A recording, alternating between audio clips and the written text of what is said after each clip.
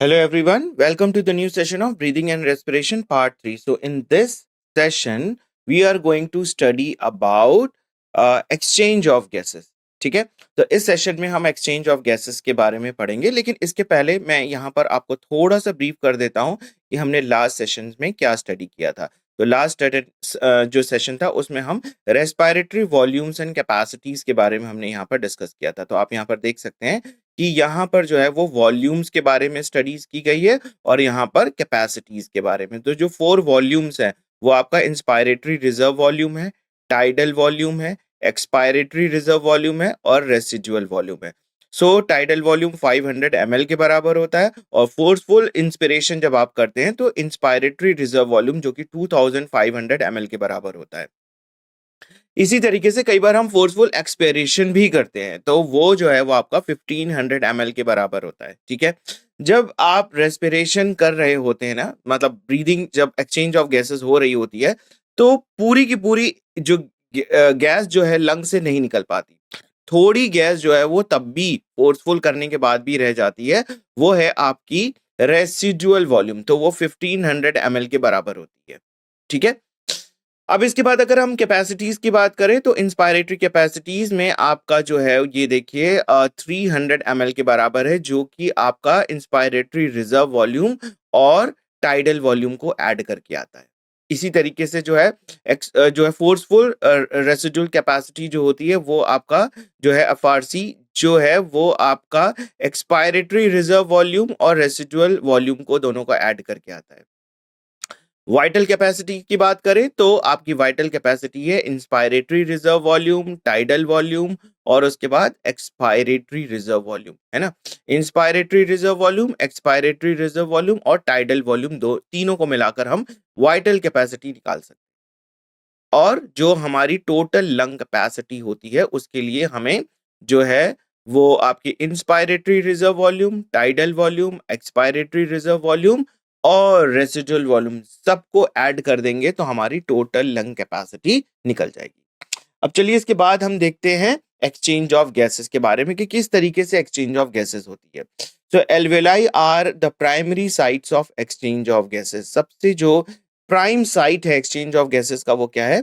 Alveoli. और आपको पता है कि एल्वेलाई जो है वो लंग का यूनिट है ना, बलून लाइक स्ट्रक्चर होता है ऐसे, और इसके ऊपर जो है ना ब्लड की कैपिलरीज जो होती हैं वो फैली रहती हैं। काफी जो है वो ब्लड की कैपिलरीज इसके ऊपर आपको ऐसे पाई जाएंगी। So exchange of gases also occur between the blood and tissue. अब एक तो यहां पर देखिए लंग के पास जो है एक्सचेंज ऑफ गैसेस हो रहा है, दूसरा जो है वो टिश्यू है ना। टिश्यू है यहाँ पर, आपके जो बॉडी में जो ब्लड कैपिलरीज पहुंचती हैं वो कहाँ पर एक्चुअली पहुंच रही हैं? वो टिश्यू के पास। ये ब्लड कैपिलरीज है और ये हमारा टिश्यू है। तो टिश्यू और यहाँ पर ब्लड कैपिलरीज और टिश्यू के बीच में भी यहाँ पर एक्सचेंज ऑफ गैसेस होता है। तो दो जगह पर एक्सचेंज ऑफ गैसेस हो रही है। Oxygen and carbon dioxide are exchanged in these sites by the simple diffusion, mainly based on the pressure concentration gradient. तो यहाँ पर जो है वो जो मेन जो है आपका जो ये कह सकते हैं कि जो प्रोसेस हो रही है एक्सचेंज ऑफ गैसेस के लिए वो डिफ्यूजन हो रही है। यानी कि हायर प्रेशर जो है वो concentration to lower concentration, higher pressure to lower pressure जो है वो आपकी जो गैसेस मूव कर रही हैं। या तो आप प्रेशर से समझ लीजिए या तो फिर कंसंट्रेशन ग्रेडियंट से भी इसको समझ सकते हैं। So solubility of the gases as well as the thickness of the membrane involved in the diffusion are also important factors that can affect the rate of diffusion, है ना। तो solubility gases में कितनी solubility है और जो है उसकी जो है thickness जो है वो membrane की, क्योंकि मैंने बताया कि यहाँ पे एल्वेलाई है और एल्वेलाई के ऊपर जो है ना इस तरीके से ब्लड की कैपिलरीज होती है। तो भाई ब्लड की कैपिलरीज होती है तो उसकी वॉल होगी ना ब्लड की कैपिलरीज की, और एल्वेलाई भी जो है वो एक मेम्ब्रेन तो लेयर होगा ही। सो ये थिकनेस ऑफ द मेम्ब्रेन की यहाँ पर बात की गई है कि मेम्ब्रेन कितना थिक है, इसके ऊपर भी डिपेंड करता है। और गैस की क्या सॉल्युबिलिटी है, कितना सॉल्युबल है गैस ब्लड में, इसके ऊपर भी डिपेंड करता है। So the diffusion are also some important factors that can affect the rate of diffusion. तो ये दोनों चीजें जो है solubility of gas और membrane की thickness, ये जो है डिपेंड करता है कि जो है इन दोनों फैक्टर्स के ऊपर जो rate of diffusion of gases है ना वो डिपेंड करता है। इसके साथ देखिए pressure contributed bye an individual gas in a mixture of gas is called partial pressure. तो अब ये देखिए बहुत सारी गैसेस हैं, है ना, air is a mixture of gases, तो जो टोटल एयर के ऊपर प्रेशर है वो किसी एक गैस का तो नहीं होगा, वो carbon partial pressure of oxygen होगा, partial pressure of carbon dioxide होगा, partial pressure of nitrogen gas होता है। तो पार्शियल प्रेशर वर्ड यहां पर इसलिए आ रहा है कि जो टोटल एयर का जो प्रेशर लग रहा है ना वो ऑक्सीजन की वजह से भी लग रहा है, कार्बन डाइऑक्साइड की वजह से भी लग रहा है और नाइट्रोजन की वजह से भी लग रहा है। इसीलिए यहां पर टर्म पार्शियल प्रेशर यूज किया गया है। तो एयर का जो टोटल प्रेशर है वो पार्शियल प्रेशर ऑफ ऑक्सीजन या partial pressure of carbon dioxide जो है वो यहां पर वर्ड यूज किया जाता है, ठीक है ना। So pressure contributed by an individual gas in a mixture of gases is called partial pressure and it is represented by PO2। तो आप देखेंगे partial pressure of oxygen के लिए PO2 यूज किया जाता है और उसी तरीके से कार्बन डाइऑक्साइड के लिए PCO2 यूज किया जाता है। तो आपको कंफ्यूज नहीं होना है ये पार्शियल प्रेशर टर्म से। Partial pressure of these two gases in the atmospheric air has the two site of diffusion, है ना, दो जगह यहाँ पर diffusion आपको देखने को मिलेगा। The data given in the table clearly indicate the concentration gradient of the oxygen from the alveoli and the blood and blood to tissue। तो दो जगह पर आपको यहाँ पर देखना है कि जो है वो डिफ्यूजन हो रहा है, एक तो लंग के केस में और दूसरा टिश्यू पे। तो वहां पर जो है ना पार्शियल प्रेशर जो होता है वो काम करता है। Similarly, the gradient is present in the carbon dioxide in the opposite direction, that is from the tissue to the blood and blood to the alveoli। तो यहाँ पर जो है ना कार्बन डाइऑक्साइड का जो ग्रेडियंट है वो भी काम कर रहा है कि जब कार्बन डाइऑक्साइड जो है वो लंग के पास आता है तो वहां पर जो उसका पार्शियल प्रेशर कितना है लंग में, एल्वियोलाई में और दूसरा ब्लड कैपिलरी में। और इसी तरीके से जब टिश्यू के पास आप बात करेंगे तो टिश्यू के अंदर कार्बन डाइऑक्साइड का पार्शियल प्रेशर कितना है और ब्लड कैपिलरीज में कितना। So as the solubility CO2 is 20 to 25 times higher than that of O2। तो अगर हम कार्बन डाइऑक्साइड की बात करें तो 20 से 25 टाइम्स जो है ना, 20 to 25 टाइम्स जो है वो ज्यादा घुलनशील है ऑक्सीजन की अपेक्षा। और इस वजह से amount of CO2 that can diffuse through the diffusion membrane per unit difference in partial pressure is much higher as compared to the O2। और इस वजह से जो पार्शियल प्रेशर जो होता है कार्बन डाइऑक्साइड का वो ज्यादा होता है, तो वो जल्दी जो है ब्लड में डिसॉल्व हो जाती है। और अगर इसकी तुलना हम किससे कर रहे हैं, यहाँ इसकी तुलना जो है हम ऑक्सीजन से कर रहे हैं। तब आप यहाँ पर देखिए, यहाँ पर इस फिगर में आप ये पूरी चीजें समझ सकते हैं। तो अब ये देखिए एल्वियोलर एयर में जो है वो पार्शियल प्रेशर ऑफ ऑक्सीजन कितना है 104 mg। PO2 जो है एल्वियोलाई के केस में 104 mmHg है और partial pressure of carbon dioxide कितना है 40 mmHg, 40 mmHg के बराबर है। ठीक है भाई, ये तो एल्वियोलाई की बात हो गई। अब यहीं पर जो इसकी ब्लड कैपिलरीज इसके ऊपर होंगी ना उसमें देख लेते हैं कि कितना होता है ना। तो अब यहां पर क्या होता है कि जो पार्शियल प्रेशर जो है वो कम है, जो है आपका यहां पर देखिए कार्बन डाइऑक्साइड जो है वो 45 mmHg है ना। तो 45 है और जबकि कार्बन डाइऑक्साइड कितना है 40 है, तो कार्बन डाइऑक्साइड जो है हायर टू लोअर मूव कर जाएगी। यहाँ पर 45 mmHg के बराबर है और यहाँ पर 40 है। उसी तरीके से यहाँ पर 104 mmHg है ऑक्सीजन, जबकि जो आपकी यहाँ पर जो है वो 40 mmHg के बराबर है। आप देख सकते हैं यहाँ पर 40 mm, यहाँ पर ये ब्लड कैपिलरीज की बात कर रहा हूं मैं, ये ब्लड कैपिलरीज है। ब्लड कैपिलरीज में जो ब्लड है एल्वियोलाई के ऊपर इतना उसका जो है वो पार्शियल प्रेशर है, ठीक है ना। तो अब ये देखिए ऑक्सीजन 104 है और यहां पर ऑक्सीजन कितना है 40 के बराबर, ये PO2 और ये PCO2। तो अब यहाँ क्या होगा, ये ऑक्सीजन जो है वो हायर टू लोअर यहां पर मूव कर जाएगी। है ना। तो इस तरीके से यहाँ पर एक्सचेंज ऑफ गैसेस हो रहा है। अब यहीं पर देखिए टिश्यू की बात करते हैं। यहाँ पर देखिए बॉडी के टिश्यूज है और यहाँ पर जो है वो ब्लड की कैपिलरीज है। हम्म तो ब्लड कैपिलरीज अगर आप यहाँ पर देखिए तो यहाँ पर कितना है, partial pressure of carbon dioxide जो है वो कैपिलरीज में जो है वो 40 mmHg है, ठीक है। और यहाँ पर जो है वो 95 mmHg है।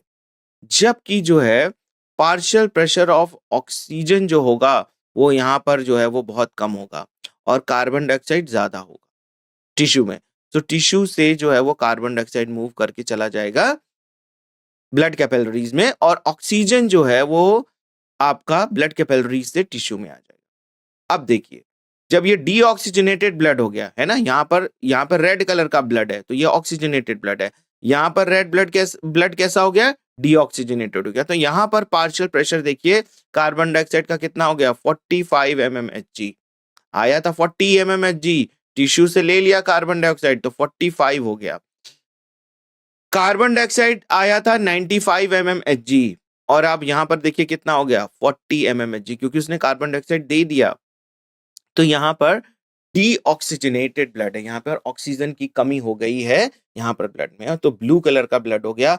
अब वो देखिए ब्लू कलर का ब्लड जो है वो ट्रांसपोर्ट किया जाता है आपके ऑरिकल रीजन में, लेफ्ट ऑरिकल रीजन में, और वहां से फिर ये जाता है वेंट्रिकल में, वेंट्रिकल से पल्मोनरी आर्टरी के थ्रू ये जो लंग्स में जाता है, लंग्स में पतली पतली जो ब्रांचिंग होती है, कैपिलरीज होती हैं, वो एल्वियोलाई के ऊपर जाती हैं और वहां का हमने देख लिया है कि किस तरीके से जो है वो एक्सचेंज ऑफ गैसेस होता है।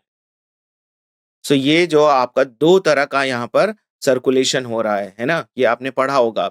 सिस्टेमिक, जो हार्ट और जो बॉडी टिश्यूज है उनके बीच में जो है वो सिस्टेमिक सर्कुलेशन है, सिस्टेमिक सर्कुलेशन। इसीलिए देखिए आप यहाँ पर सिस्टेमिक आर्टरीज, सिस्टेमिक वेन्स भी दिया हुआ है ना। और यहाँ पर देखिए पल्मोनरी आर्टरी और पल्मोनरी वेन दिया, ये जो सर्कुलेशन कहलाता है यानी कि हार्ट और लंग के बीच में, ये आपका पल्मोनरी पल्मोनरी सर्कुलेशन कहलाता है, पल्मोनरी सर्कुलेशन। ये दो तरह के सर्कुलेशन हमें देखने को मिलते हैं, हार्ट और बॉडी टिश्यू के बीच में वो सिस्टेमिक सर्कुलेशन हो गया और हार्ट और लंग के बीच में वो पल्मोनरी सर्कुलेशन हो गया, ठीक है। चलिए, the diffusion membrane is made up of three major layers, namely the thin squamous epithelium of alveoli, the endothelium of the alveolar capillaries, and the basement membrane subsequent composed of the thin basement membrane supporting the squamous epithelium and the basement membrane surrounding the single layer of endothelial cell in between। तो तीन layer होती हैं हमारे पास, ठीक है। The thin squamous, तो major layers namely, सबसे पहली लेयर जो है कौन सी, thin squamous layer, thin squamous, किसकी, एल्वियोलाई, ठीक है। The endothelium of the alveolar capillaries, अब यहां पर देखिए कैपिलरीज आ गई, endothelium layer, endothelium layer of alveolar capillary, यहां पर कैपिलरीज की, ठीक है। सो इसके बाद जो है एंड द बेसमेंट सब्सटेंस, है ना, बेसमेंट सब्सटेंस इन बिटवीन, दोनों के बीच में ना एक बेसमेंट सब्सटेंस है, बेसमेंट सब्सटेंस। तो ये तीन लेयर जो होती है गैसेस को पार करना होता है, चाहे ऑक्सीजन इसके थ्रू जा रहा हो या कार्बन डाइऑक्साइड इसके थ्रू आ रहा हो, तो ये तीन लेयर जो होती हैं वो जो है वो प्रेजेंट होती हैं जिसके थ्रू एक्सचेंज ऑफ गैसेस होता है। इसी के लिए इसको डिफ्यूजन मेम्ब्रेन भी कहा जाता है। तो आप यहाँ पर देख सकते हैं ये हमारी एल्वियोलर कैविटी है। एल्वियोलर कैविटी की जो है यहाँ पर आपको squamous epithelium, alveolar wall, one sailed thick, है ना। यहाँ पर देखिए स्क्वामस एपिथेलियम जो है वो एल्वियोलर वॉल के जो सिंगल लेयर है आपकी, है ना, सिंगल लेयर है यहाँ पे पूरी। अब उसी तरीके से यहाँ पर आप देखिए जो है ये ब्लड की कैपिलरीज है, ये क्या है, हमारी ब्लड की कैपिलरीज, उसमें देख सकते हैं कि ब्लड भी हमारा ऐसे फ्लो कर रहा है। अब इसकी जो है यहाँ पर आप देख सकते हैं एंडोथीलियम ऑफ ब्लड कैपिलरीज। तो ब्लड की जो कैपिलरी की जो लेयर है वो क्या कहला रही है? Endothelium of blood capillary. अब इन दोनों लेयर के बीच में देखिए, स्क्वैमस एपिथेलियम लेयर और एंडोथीलियम लेयर, दोनों के बीच में एक सीमेंटिंग मटेरियल है। वो सीमेंटिंग मटेरियल क्या है? Basement membrane. वो जो है वो आपका बेसमेंट मेम्ब्रेन है। तो ये बहुत ही इंपॉर्टेंट है, ठीक है। However, its total thickness is much less than a millimeter. लेकिन ये 1 मिलीमीटर से भी कम है ना? ये बहुत ज्यादा थिक लेयर नहीं होती है। ये 1 मिलीमीटर से, हमें लग रहा है कि ये 3 लेयर होगी, लेकिन ये बहुत ही जो है इसकी मेम्ब्रेन जो होती है वो बहुत ही थिन होती है। तो वो 1 मिलीमीटर से भी कम होती है। Therefore, all the factors in our body are favorable for diffusion of O2 from alveoli to the tissue and then CO2 from the tissue to the alveoli. तो ये जो मेम्ब्रेन इतनी पतली है ना कि ये ऑक्सीजन को डिफ्यूज कराती है एल्वियोलाई से, है ना, एल्वियोलाई से टिश्यू और टिश्यू टू एल्वियोलाई। ये बहुत ही थिन मेम्ब्रेन होती है जिसके थ्रू आसानी से जो एक्सचेंज ऑफ गैसेस जो होती है वो हो सकती है, ठीक है।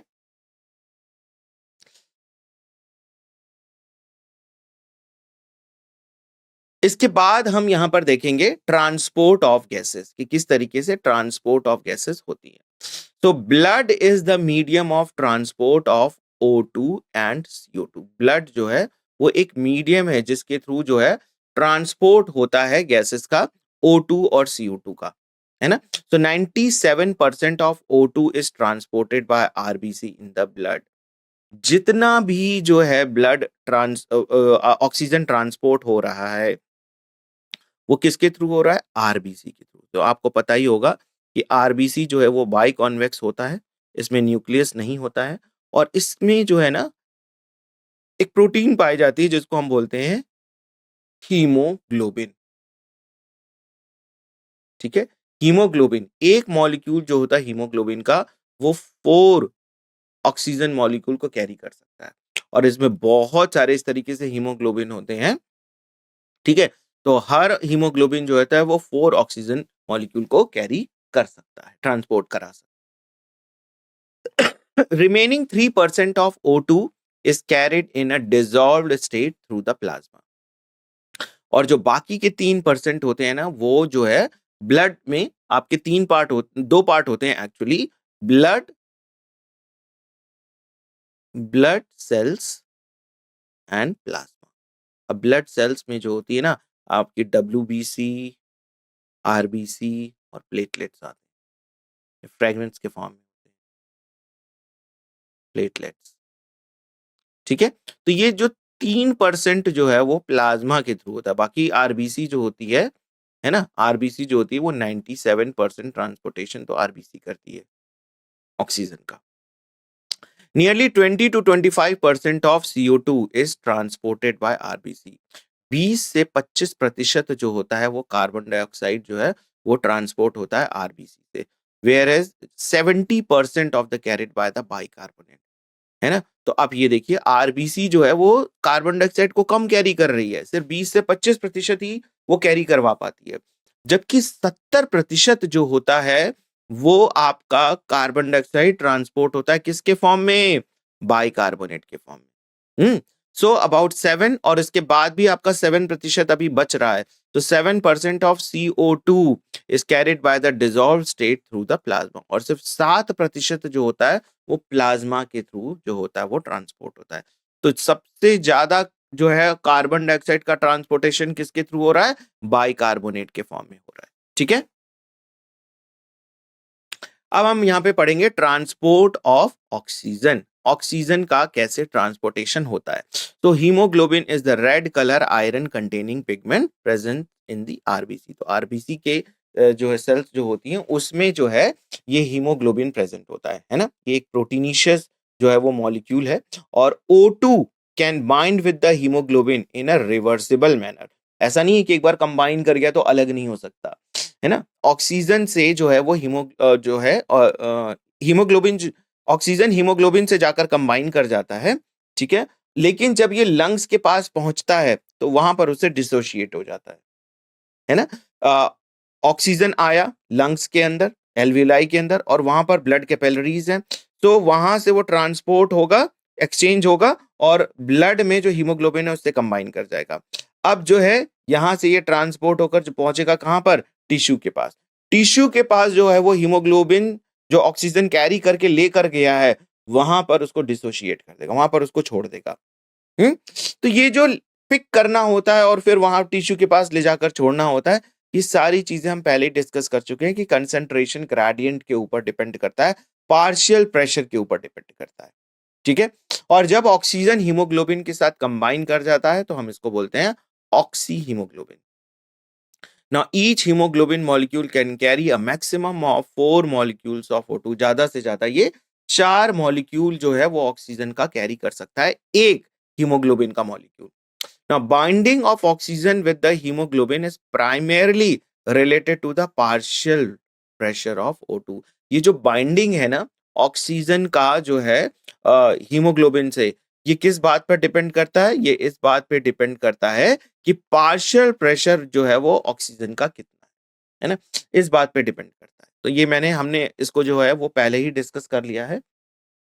Partial pressure of carbon dioxide, hydrogen ion concentration and temperature are the other factor which can interfere with this binding. Now, ये जो है वो इस चैप्टर का बहुत ही इंपॉर्टेंट पार्ट है। सो पार्शियल प्रेशर जो है वो कार्बन डाइऑक्साइड है ना, तीन चीजें आप यहाँ पे ध्यान रखिए। Partial pressure of carbon dioxide, hydrogen ion का कंसंट्रेशन, और तीसरा चीज है टेम्परेचर। ये तीन चीजें हैं जो कि ये हीमोग्लोबिन और ऑक्सीजन के कॉम्बिनेशन को जो है ना जो है वो फैक्टर जो है वो डिटरमाइन करता है। A sigmoid curve is obtained when the percentage saturation of the hemoglobin and O2 is plotted against the partial pressure of O2। तो इस तरीके से हमें ना सिग्मॉइड कर्व मिलता है, ऐसे सिग्मॉइड कर्व मिलता है, और इसको हम बोलते हैं ऑक्सीजन डिसोसिएशन कर्व। क्यों कहते हैं इसको ऑक्सीजन डिसोसिएशन कर्व? क्योंकि ऑक्सीजन एक बार हीमोग्लोबिन से तो कंबाइन कर गई, लेकिन उसको एक जगह जाकर फिर डिसोशिएट भी होना है। तो कौन से ऐसे फैक्टर हैं जो कि इसको डिसोशिएट करने के लिए रिस्पॉन्सिबल है, यही हमें यहाँ पर डिस्कस करना है। तो ये देखिए यहाँ पर जो है एक्स एक्सिस है, यहाँ पर हम देख सकते हैं एक्स एक्सिस। एक्स एक्सिस पे क्या है, पार्शियल प्रेशर ऑफ ऑक्सीजन है ना, यहाँ पर आपको पार्शियल प्रेशर ऑफ ऑक्सीजन देखने को मिल रहा है। और यहाँ पर आप देख सकते हैं percentage saturation of haemoglobin with oxygen, है ना। परसेंटेज कितना जो है वो, कितना परसेंटेज जो है वो हीमोग्लोबिन और ऑक्सीजन जो है वो सैचुरेट हो गए। तो अब ये देखिए यहां पर जो है ऑक्सीजन जो है वो सैचुरेट हुई कितना परसेंट, 20%, यहाँ पे 40%, और प्रेशर कितना बढ़ता जा रहा है ना, यहाँ पर 60%, यहाँ पर 80%, यहाँ पर 90, यहाँ पर 100%, सारा सैचुरेट हो गया। और जो पार्शियल प्रेशर देखिए कितना बन गया, 100 के करीब पहुंच गया। इसके बाद जो है वो सैचुरेशन अब बिल्कुल सैचुरेट हो चुका है, अब ये नहीं होगा, तो यहां पर जाके ये डिसोशिएट होंगे। डिसोशिएट होने के लिए कुछ फैक्टर्स हैं, ठीक है। So this curve is called as oxygen dissociation curve and it is highly useful in studying the effect of factors like partial pressure of carbon dioxide, hydrogen ion concentration etcetera on binding of O2 with the haemoglobin. तो ये जो तीनों factor हैं आपको ध्यान रखना है, कौन कौन से फैक्टर हैं, partial pressure of carbon dioxide, hydrogen ion concentration, है ना, ये जो है, और पीएच भी होता है, ये भी डिपेंड करता है कि ऑक्सीजन का हीमोग्लोबिन से कैसे कॉम्बिनेशन हो रहा है, कितना जो है वो उसके साथ कंबाइन हुआ है।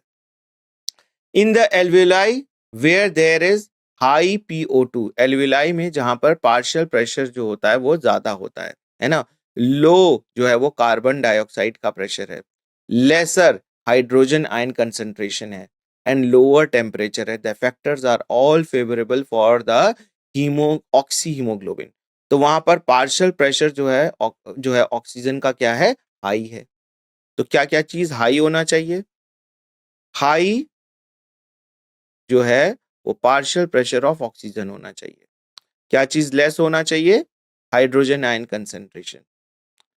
Low temperature. ठीक है, ये सारे फैक्टर्स जो हैं, एक चीज हाई है, बाकी हाइड्रोजन आयन और टेम्परेचर जो है वो कम होना चाहिए, ये हाई होना चाहिए। तो ऑब्वियसली जो एयर बाहर से आ रही है उसमें ऑक्सीजन ज्यादा होगी, है ना। So partial pressure of oxygen ज्यादा है, हाइड्रोजन आयन कंसंट्रेशन कम है, टेम्परेचर भी बहुत कम है। तो वहां पर जो है ना ऑक्सी ऑक्सी हीमोग्लोबिन बनेगा। ऑक्सीजन से जो है ऑक्सीजन जो है वो हीमोग्लोबिन के साथ जाके कंबाइन हो जाएगी। Where is in the tissue, अब देखते हैं टिश्यू में क्या हो रहा है। ये तो एल्वियोलाई रीजन में हो रहा है, एल्वियोलाई रीजन। ठीक है, अब टिश्यू की बात करते हैं। यहां पर हम देखते हैं टिश्यू में क्या हो रहा है।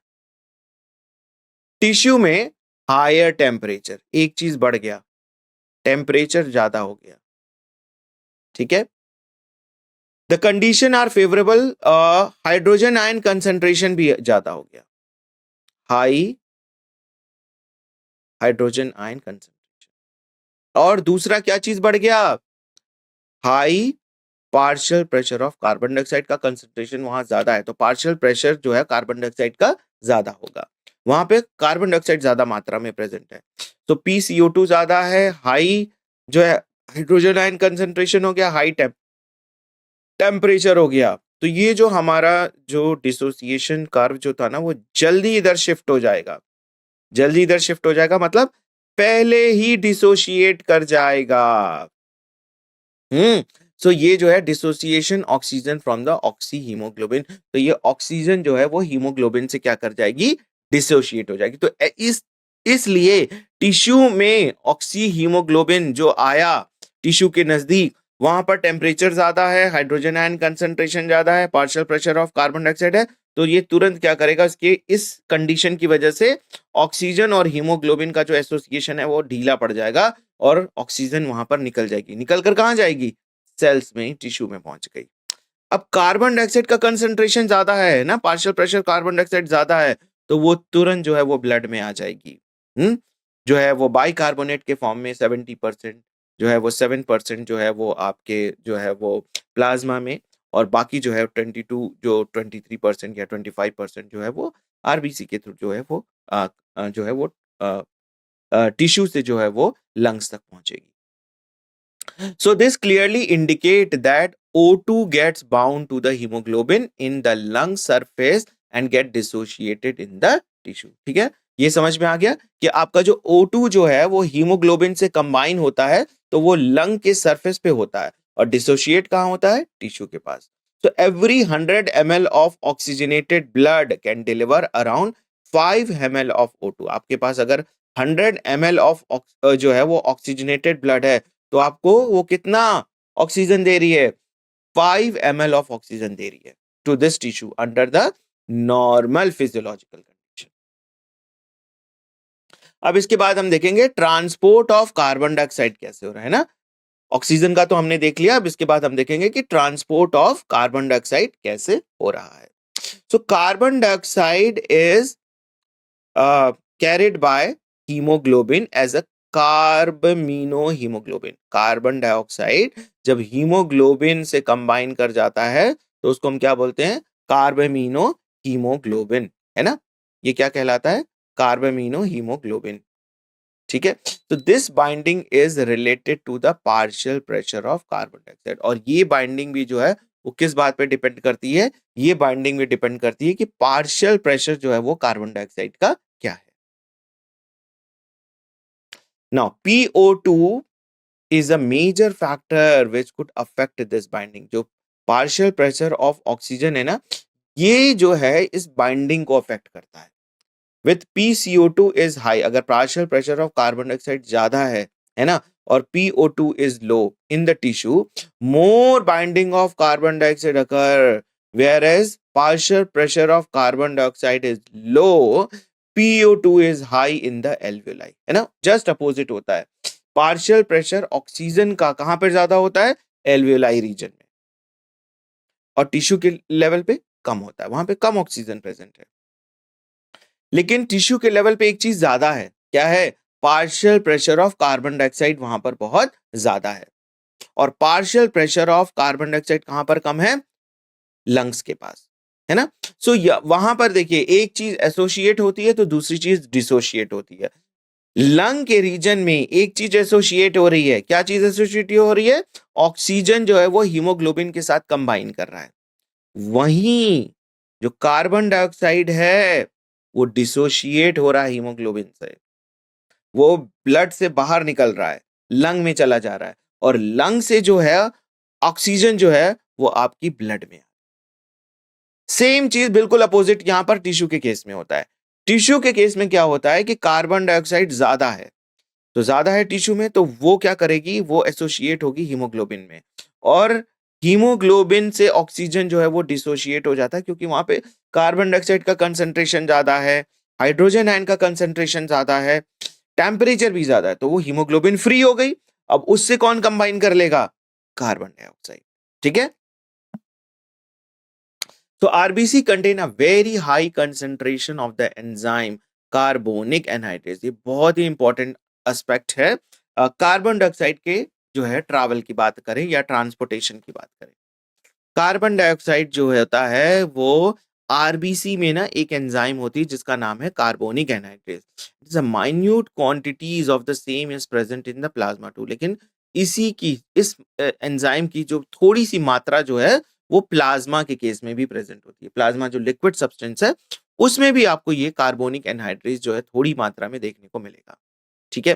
तो this enzyme facilitates the following reaction in both the direction. तो हम यहाँ पर देख सकते हैं कि ये एक जो है रिएक्शन जो हो रहा है वो दोनों ही डायरेक्शन में आपको देखने को मिलता है। ये देखिए कार्बन डाइऑक्साइड वाटर के साथ कंबाइन किया, लेकिन किस एंजाइम के प्रेजेंट में? कार्बोनिक एनहाइड्रेज के। ठीक है। और यहाँ पर बाइकार्बोनिक, यहाँ जो कार्बोनिक एसिड बन जाता है, ये एनहाइड्रेज एंजाइम जो है वो कहाँ पे प्रेजेंट है? ये आपके आरबीसी में प्रेजेंट है, और थोड़ी मात्रा जो है वो प्लाज्मा में भी प्रेजेंट है। Some amount of carbonic anhydrase is also present in the plasma. ठीक है। और अदरवाइज ये हमारा जो है वो आरबीसी के अंदर चल रहा है, ये जो है वो आरबीसी। तो ये जो एसोसिएशन हो रहा है ये कहां पर हो रहा है? इतना एसोसिएशन जो हो रहा है ना ये टिश्यू लेवल पर हो रहा है। अब यही जो है वो कार्बोनिक एनहाइड्रेज जो है वो फिर आगे चलती है और बाइकार्बोनेट आयन और हाइड्रोजन आयन में जाकर ब्रेक हो जाती है। So as the tissue site where the partial pressure of CO2 is high and due to the catabolism the CO2 diffuses into the blood, RBC and plasma and form HCO3 है ना, bicarbonate ion and hydrogen. तो पिछले slide में आपने देखा था किस तरीके से कार्बोनिक एसिड जो है H2CO3 जो है वो किस में बदल जाती है, और ये भी इसी एंजाइम की वजह से ही हो रहा है, कार्बोनिक एनहाइड्रेज की वजह से ही हो रहा है। ये भी जो है वो कार्बोनिक एनहाइड्रेज, कार्बोनिक एनहाइड्रेज की वजह से ही हो रहा है कि यहां पर आप देखेंगे कि ये H2CO3 प्लस H आयन में ब्रेक हो जाती है। ठीक है। At the alveolar site where the PCO2 is low, है ना, वहां पर partial pressure of carbon dioxide काफी कम है। The reaction proceed in the opposite direction leading to the formation of CO2 and H2O। Just opposite, यहाँ पर CO2 और H2O से ये बना था, और ये दोनों रिएक्शन जो है रिवर्सिबल है, तो ये जो है उल्टे डायरेक्शन में रिएक्शन चलेगा, और यहाँ पे भी जो है वो आपका कार्बोनिक एनहाइड्रेज एंजाइम ही है। तो ये फॉरवर्ड और बैकवर्ड दोनों रिएक्शन को कराती है, लेकिन ये फॉरवर्ड और बैकवर्ड किस बात पे डिपेंड करता है? Partial pressure of carbon dioxide tissue पे ज्यादा है, टिश्यू में ज्यादा है, तो ये इस तरीके से फॉरवर्ड रिएक्शन चलेगा, यानी कि बाइकार्बोनेट आयन और हाइड्रोजन आयन बनेगा, है ना। CO2 और H2O कंबाइन करके कार्बोनिक एसिड, और फिर यही आयंस के फॉर्म में बदल जाते हैं। अब जब ये लंग्स के पास पहुंचते हैं तो वहां पर partial pressure of carbon dioxide काफी कम हो जाता है। तो वहां पर अब ये बैकवर्ड डायरेक्शन में मूव करता है, और बैकवर्ड डायरेक्शन में जब मूव करता है तो कार्बोनिक एसिड जो है वो टूट कर बन जाता है CO2 and H2O, और ये CO2 जो है वो ब्लड से फिर बाहर निकलकर लंग्स में चला जाता है। ठीक है। Thus, CO2 trapped as a bicarbonate at the tissue level and transported to the alveoli is released out as CO2. तो जो ट्रैप्ड हुआ था कार्बन डाइऑक्साइड टिश्यू लेवल पे, किस फॉर्म में ट्रैप्ड हुआ था? बाइकार्बोनेट आयन के फॉर्म में वहां पर वो ट्रैपिंग उसकी हुई थी, है ना।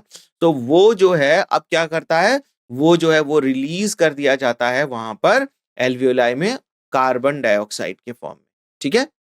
So every 100 ml of deoxygenated blood delivers approximately 4 ml of CO2 to the alveoli, है ना। तो 100 ml जो है वो डीऑक्सीजनेटेड ब्लड जो है वो डिलीवर करता है 4 ml ऑफ कार्बन डाइऑक्साइड। हमने यहाँ पे भी देखा था कि 100 ml ऑफ जो है वो ऑक्सीजनेटेड ब्लड जो होता है वो 5 ml ऑफ ऑक्सीजन जो होता है वो डिलीवर करता है, जबकि 100 ml of deoxygenated blood 4 ml of CO2 जो है वो कहां पर पहुंचाता है? एल्वियोलाई और ये टिश्यू। ठीक है ना। तो ये आपको ध्यान में रखना। Regulation of respiration, next topic जो है वो यहां पर हमें पढ़ना है। रेगुलेशन ऑफ रेस्पिरेशन, किस तरीके से जो है हम जो है हमारा ब्रेन जो है वो इस रेस्पिरेशन प्रोसेस को कंट्रोल करता है। बहुत ही इंपॉर्टेंट टॉपिक है ये भी। So human being have a significant ability to maintain and moderate the respiratory rhythm to suit the demand of the body tissue. कई बार जब हमें ऑक्सीजन की कमी होती है तो हम गहरी सांस लेना शुरू कर देते हैं, ये हमारे थोड़ा कंट्रोल में है ना। तो आप जो है रेस्पिरेटरी रिदम को जो है वो बढ़ा सकते हैं। जब आप ऐसी जगह पर जाते हैं माउंटेन्स पे, वहां पर एयर प्रेशर कम होती है, आप गहरी सांस लेते हैं कि ज्यादा से ज्यादा ऑक्सीजन जो है वो आपको डिमांड होती है बॉडी में, तो आप ज्यादा से ज्यादा ऑक्सीजन जो है वो वहां पर ले सकें। ठीक है ना। So this is done by neural system. लेकिन यहाँ पर जो है हमारा जो नर्वस सिस्टम जो होता है या न्यूरल सिस्टम जो होता है वो रेस्पिरेशन को कंट्रोल करता है ना। तो specialised centre present in the medulla region. तो आपको पता होगा कि हमारा 3 रीजन होता है ब्रेन का, सेरिब्रम, सेरिबेलम, और यहां पर जो है एक इस तरीके से रीजन होता है, ये हमारा है सेरिब्रम। एक रफ फिगर ही ड्रॉ कर रहा हूं, ये हमारा है सेरिबेलम, और ये जो है हमारा मेडुला ऑब्लांगेटा। ठीक है। ये 3 रीजन होते हैं। तो मेडुला रीजन जो होता है ना, of the brain called respiratory rhythm centre, RRC, ये हमारा रेस्पिरेटरी रिदम सेंटर है। तो कौन? मेडुला ऑब्लांगेटा, है ना। And it is primarily responsible for this regulation, और ये जो है रिस्पॉन्सिबल है हमारे जो है रेस्पिरेशन को रेगुलेट करने के लिए, कि रेस्पिरेशन कैसी होगी। क्योंकि आप कब गहरी सांस लेंगे? जब आपका मेडुला ऑब्लोंगेटा आपको मैसेज करेगा कि अपना जो है ब्रीद इन और ब्रीद आउट जो है वो बढ़ाइए, क्योंकि यहाँ पर बॉडी को ऑक्सीजन की जरूरत है और उतनी ऑक्सीजन नहीं पहुंच पा रही है। So your brain gives you the message, है ना। आपका ब्रेन आपको जो है वो मैसेज कर रहा है कि ब्रीदिंग रेट बढ़ाने की जरूरत है। तो वहां पर आप क्या करते हैं? ब्रीदिंग रेट जो है वो बढ़ जाती है ना। Another center present in the pons regions of the brain called pneumotaxic centre. तो यहीं जो मेडुला ऑब्लोंगेटा होता है ना, वहीं पर एक और रीजन प्रेजेंट होता है जिसको हम बोलते हैं पॉन्स। ये हमारा क्या है? न्यूमोटैक्सिक सेंटर है, न्यूमोटैक्सिक सेंटर, है ना। And can moderate the function of respiratory rhythm centre. Neural signal from this centre can reduce the duration of inspiration and thereby the respiratory rate. तो ये जो है रेस्पायरेटरी रिदम को control करने के लिए होता है कि अगर ड्यूरेशन है, इंस्पिरेशन का ड्यूरेशन घट रहा है या बढ़ रहा है, ये इसी बात डिपेंड होता है। तो दो चीज आपको याद रखना है, एक तो है वो हमारा मेड्यूला ओब्लोंगेटा, ठीक है, रेस्पायरेटरी रिदम सेंटर जो कि आरआरसी कहलाता है, और दूसरा जो है हमारा क्या है, पॉन्स है। सो पॉन्स जो है वो आपका न्यूमोटैक्सिक सेंटर है। तो एग्जामिनेशन में कई बार एमसीक्यूज में पूछ सकता है या मैच द फॉलोइंग में भी आ सकता है ये क्वेश्चन, है ना। तो रेस्पायरेटरी रिदम सेंटर कौन सा है, simple, which of the following is the respiratory rhythm centre, right. The option can be medulla oblongata, pons, cerebrum, cerebellum. तो सेरिब्रम और सेरिबेलम तो होते ही नहीं है, आपका जो है मेडुला ऑब्लोंगेटा और पॉन्स में कंफ्यूजन होगा। तो if you remember the medulla oblongata is the RRC, respiratory rhythm centre, then you can opt the correct option. In the same way, in the process of respiration, pneumotaxic center is cerebellum, cerebrum, medulla oblongata, pons. तो वहां पर जो आपका answer हो जाएगा, वहां पर आप आंसर हो जाएगा पॉन्स। ये बहुत ही इंपॉर्टेंट है, यही इसी तरीके से क्वेश्चंस आपके बनते हैं, एक एक पॉइंट्स को आपको यहां पर ध्यान देना है। नेक्स्ट हम बढ़ते हैं। A chemosensitive area is situated adjacent to the rhythm center which is highly sensitive to CO2 and hydrogen ion, है ना। इसी जो है एक कीमोसेंसिटिव एरिया भी होता है ना, जो कि हमारे adjacent to the rhythm centre, जो रिदम सेंटर है आपका पॉन्स है उसी के पास ये प्रेजेंट होता है। And increase in these substances can activate this centre. तो जैसे ही ये कार ऑक्सीजन का के लिए ना बड़ी सेंसिटिव होती है, या हाइड्रोजन आयन के लिए ना बड़ी सेंसिटिव होती है, तो जैसे ही ये सब्सटेंसेस घटते हैं बढ़ते हैं, ये जो है ना कुछ एक्टिविटी करते हैं, क्या करते हैं, इंक्रीज इन दिस सब्सटेंस, यानी कि कार्बन ऑक्सीजन का कार्बन डाइऑक्साइड का कंसंट्रेशन बढ़ जाए या हाइड्रोजन आयन का कंसंट्रेशन बढ़ जाए, then this centre get activated which in turn can signal the rhythm center to make necessary adjustment in the respiratory process by which the substance can be eliminated. तो carbon dioxide का body में बहुत ज्यादा होना is not good, उसी तरीके से hydrogen ion का। तो जैसे ही ये कंसंट्रेशन बढ़ने लगता है ना, ये जो कीमोसेंसिटिव एरिया है ये रिदम सेंटर को भेजता है, पॉन्स को मैसेज भेजता है कि भाई अब जो है रेस्पिरेटरी प्रोसेस को कंट्रोल करो, इनको बॉडी से बाहर निकालो, इनका कंसंट्रेशन ज्यादा हो गया है। तो कीमोटैक्सिक सेंटर जो है वो तुरंत पॉन्स को मैसेज भेजता है, रिदम सेंटर को मैसेज भेजता है कि कार्बन डाइऑक्साइड को बाहर निकालना है, जरूरत से ज्यादा बॉडी में आ गया है। तो गहरी सांस छोड़ी जाती है, आप ना जल्दी जल्दी ऑक्सीजन लेते हैं और कार्बन डाइऑक्साइड को बाहर निकालते हैं। तो इस तरीके से जो है ये हमारा रेगुलेशन ऑफ रेस्पिरेशन काम करता है, ठीक है।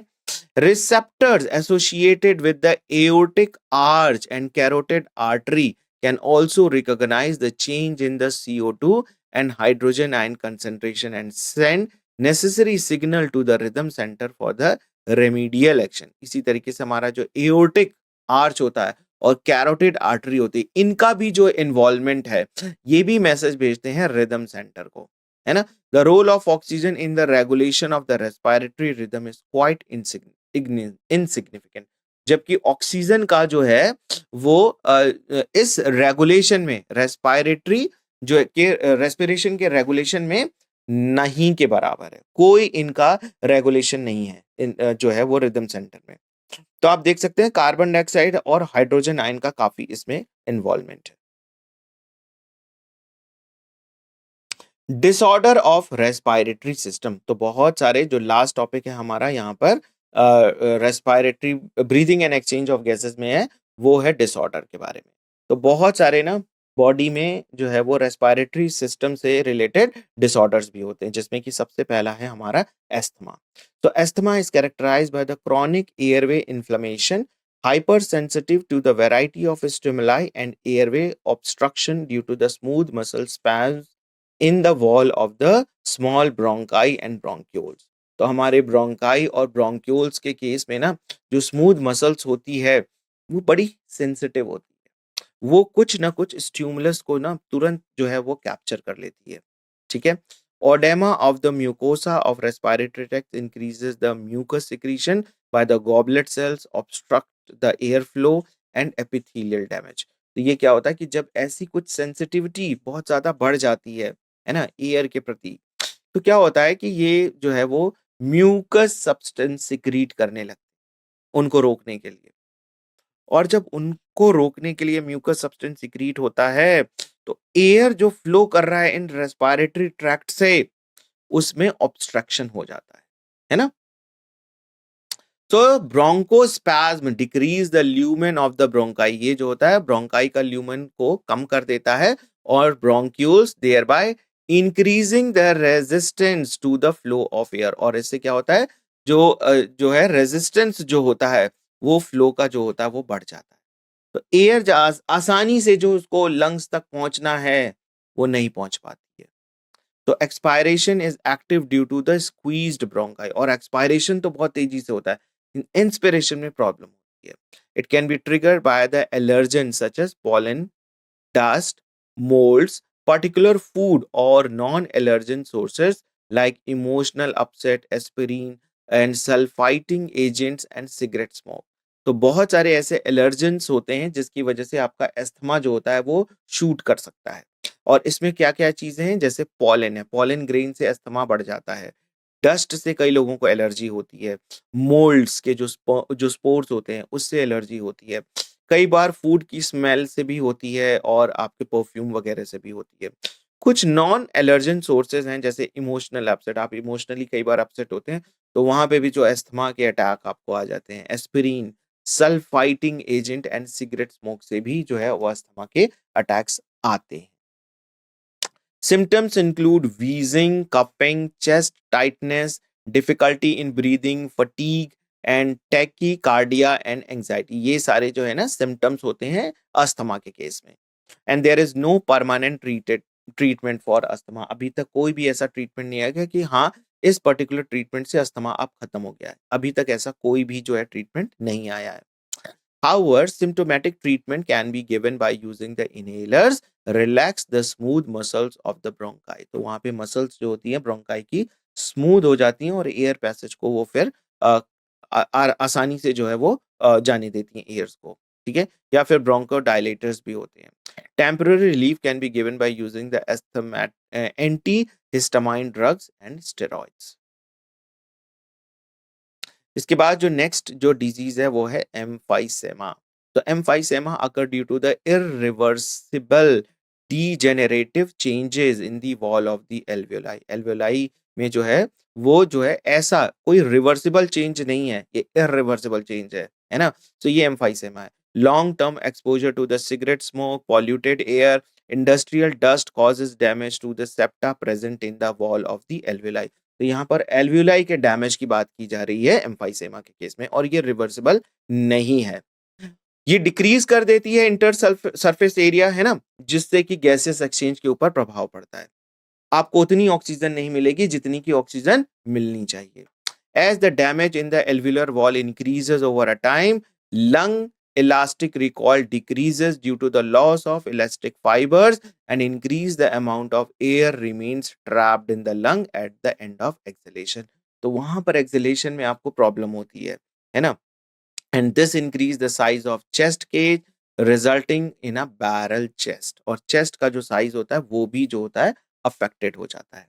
There is no treatment for emphysema. Emphysema के केस में भी अभी तक कोई भी जो है वो ट्रीटमेंट नहीं आया है।